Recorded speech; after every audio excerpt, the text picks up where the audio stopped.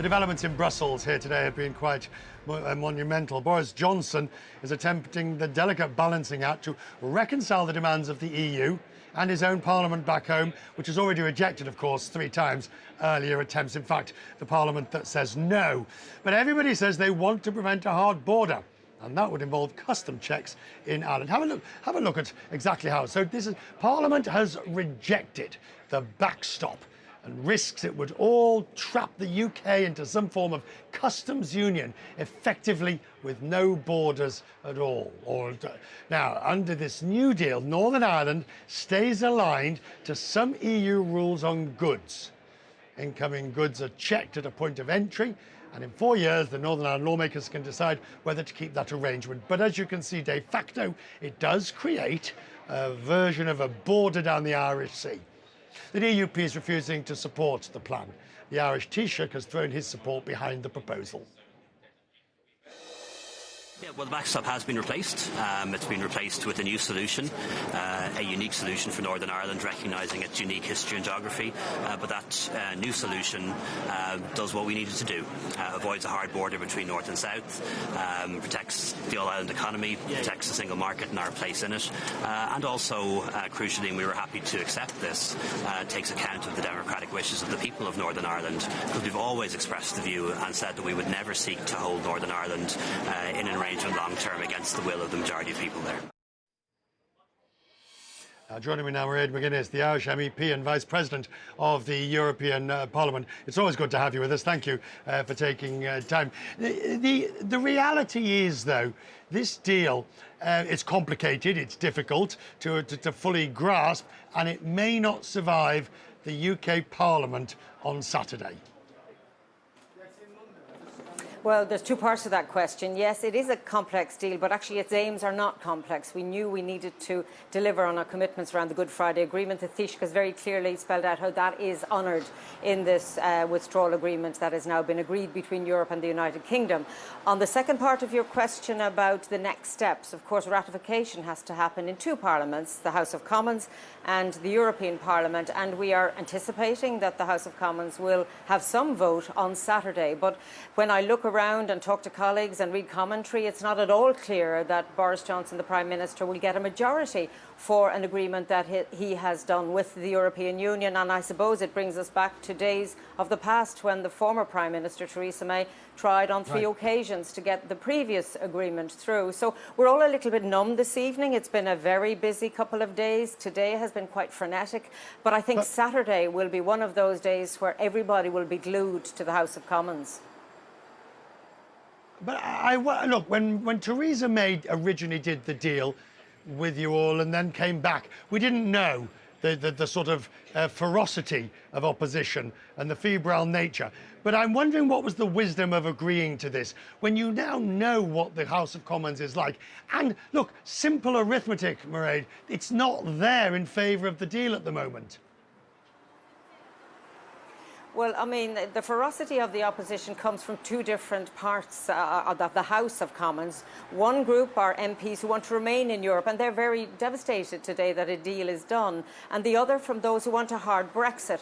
But, you know, look at this from a European perspective. The only thing we can do is sit down with the British government and negotiate a withdrawal agreement.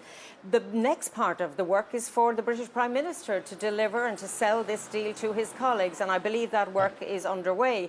Although we are not at all convinced that the numbers stack up, but there is tomorrow, and then there is, I suppose, a real hard choice facing MPs in the House of Commons, because there is now a suggestion that it is this deal or no deal, and quite frankly, that is quite a challenge to those who have to make a decision on Saturday.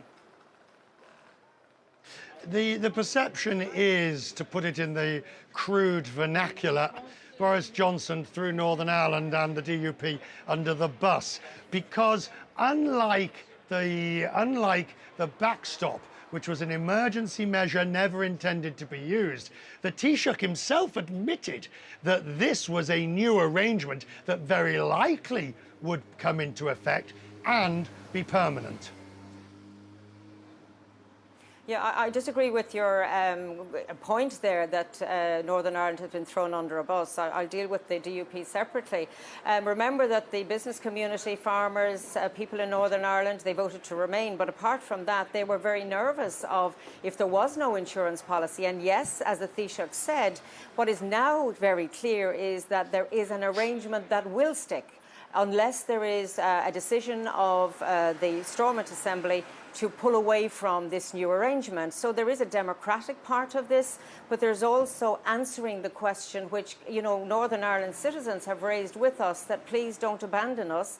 We have to respect the Good Friday Agreement. To your point about the Democratic Unionist Party, I think the statement this morning, I suppose, did throw cold water on everything. It is interesting that the Prime Minister, Boris Johnson, is going ahead and is agreeing what's on the table. I understand he is still talking to the DUP, and perhaps they can come to some arrangement between this and Saturday, although the certainty of their commentary would suggest otherwise.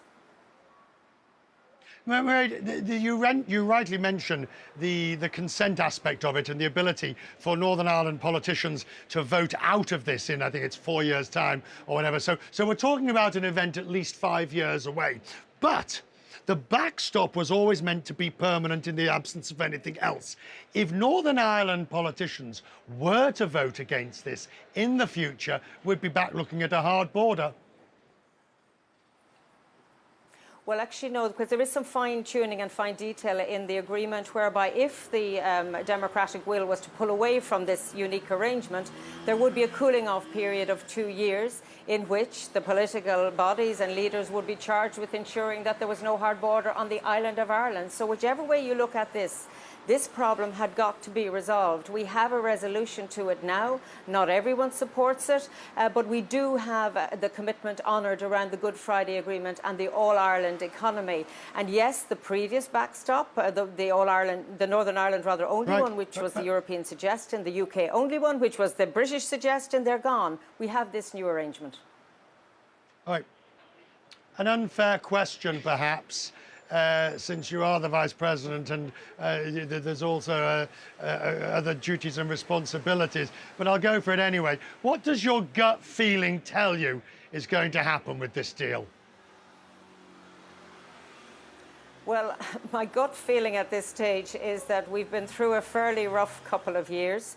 I'm a little bit saddened today, and it was interesting. I've just come from an interview where the cameraman, when we were finished, was actually quite upset and talked about this being a historic moment and a sad moment. So there's a lot of people across Europe that will find this a very disturbing moment. So my gut feeling at the moment is a little bit, queasy because of what's happened.